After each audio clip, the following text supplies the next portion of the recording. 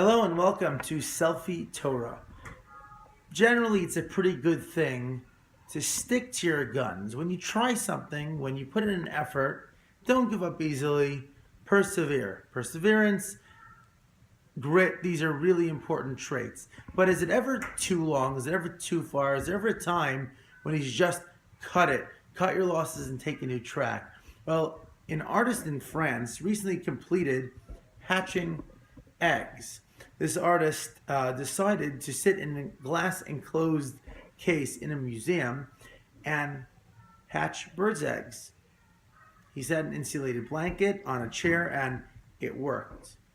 He spent 3 weeks in this case. 3 weeks hatching eggs. Finally, one of them hatched.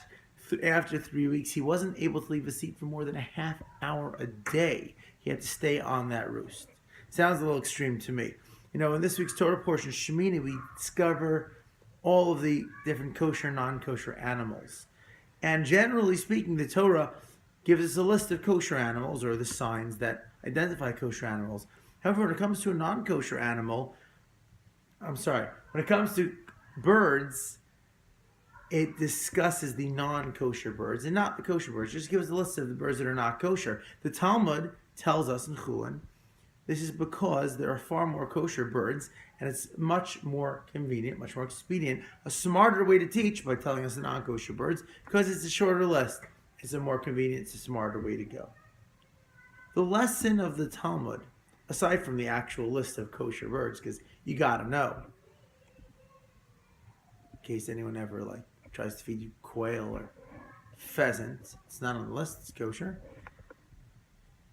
Aside from that, what the Talmud is teaching us is that just because you're doing something one way and you have a certain system, you know what? If it's better to change, if it will work better, if your students will learn better, if your children will react better, if you will be happier by changing your methods, go ahead and do it and change. Don't worry about sticking with the time and the investment you've made in the past. Just worry about right now what is the best way to proceed, and you'll be golden. Have a Nagila Shabbat.